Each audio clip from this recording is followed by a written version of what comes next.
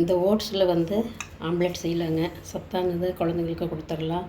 நம்மளுக்கு weight loss காலையில் உணவுக்கு சரியாக இருக்குது. பிரேக்ஃபாஸ்ட்டுக்கு இந்த ஒரு அரை கப் ஓட்ஸ் வந்து நம்ம மிக்சியில் இப்படி பொடி பண்ண இந்த ஓட்ஸ் பொடி பண்ணது வந்து இந்த ஒரு பவுலில் சேர்த்துக்கலாம்.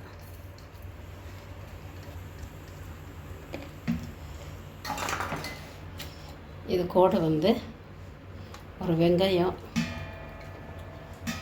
பச்சை மிளகாய், ஒரு தக்காளி, கொஞ்சம் கொத்தமல்லி தழை,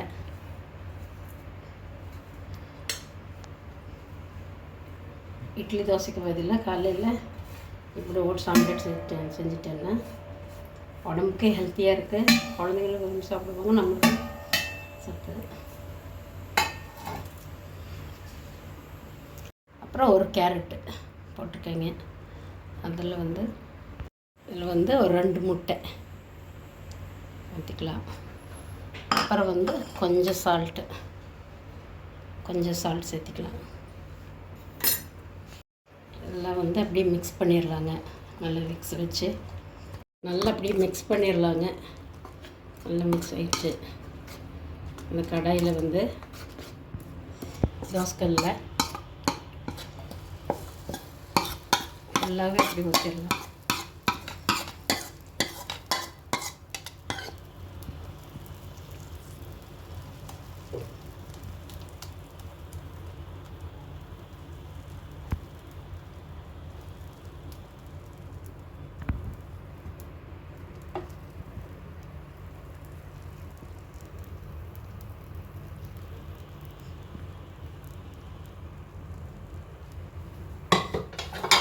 இதில் வந்து இந்த கேப்சிகம் வந்து ரெட் கேப்சிகம், எல்லோ கேப்சிகம் வந்து கொஞ்சம் கலர்ஃபுல்லாக இருக்குது.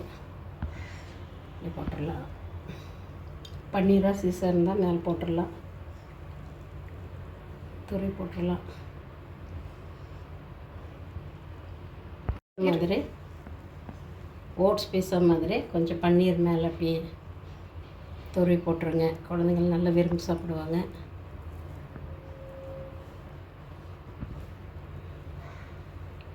வந்து கொஞ்சம் சிம்மில் வச்சு நல்லா அப்படி வேகிட்டு லைட்டாக கொஞ்சம் அப்படியே மேலே எண்ணெய் விட்டுடலாங்க.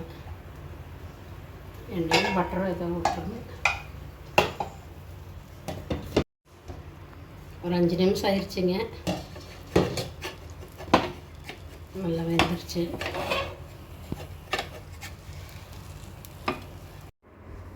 சூப்பரான ஓட்ஸ் ஆம்லெட்டுங்க.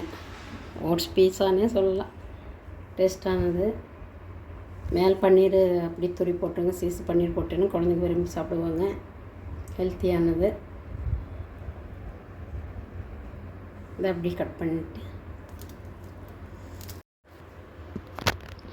பாருங்கள். சூப்பரான ஓட்ஸ் ஆம்லெட், ஓட்ஸ் பீஸா.